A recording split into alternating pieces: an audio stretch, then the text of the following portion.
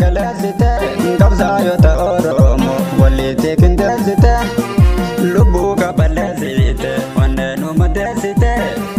madoola lafte yaabe nu caccabsanii lafee.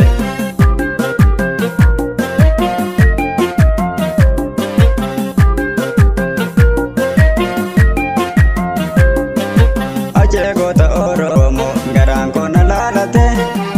sanyii taate saabiru mucaa rabbi jaalate wayii leenca Oromoo katiinni galaafate barreeffame seenaan kee galmee gootota irratti falmaa jira Oromoon alaa biyya keessatti indhaabanna siidaa kee birbirbirsa goorotti ajeen falmataa saaba dhugaa jirtu dubbate fardiisuun ka Oromoo mililiktu fuudhate galuu qaba fardichi dhalootatti dhaamate osooma waliin jirru aceemaa nu deessite jireenya jiruun taane nutti golgoleessite addaan baane gargaari garaa nu madeessite akkaatiin awwaalaanne birraa nu fageessanii alaabaan tanaaf taanya ittiin si gaggeessanii duguugaa sanyii beetu kanaan mirkaneessanii abbaa keerra Oromoo jawaarii nu kaamsite sabboontota Oromoo hidhaatti ol saamsite abdii biyya koo geerroo rasaasaan iraarsite injiiratu fi biinne naftanyoota faarsite.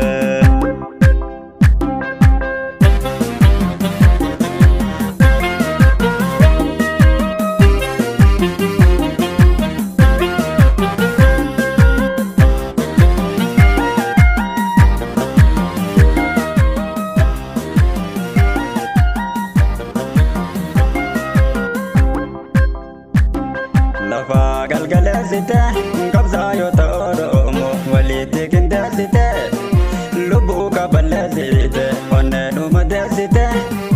madoola lafte yaabe nu caccabsanii lafee. Lafa galgaleessite qabsaa'ota Oromoo walitti qindeessite lubbuu qaballeessite onneen madeessite madoola lafte yaabe nu caccabsanii lafee.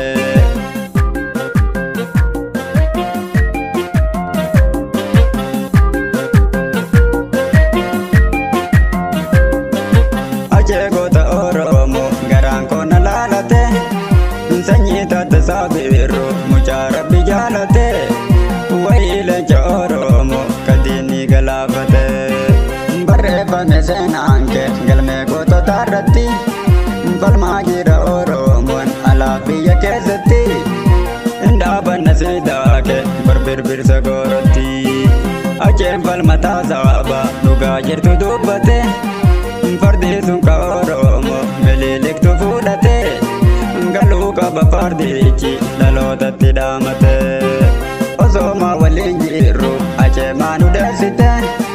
jireenya jiruun taane nutti golgoleessite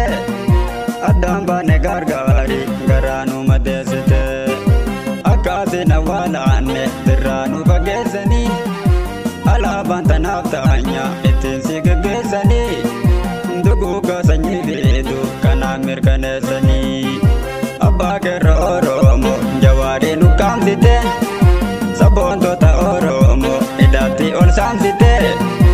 abdii biyya koo geerroo rasaasaan iraarsite.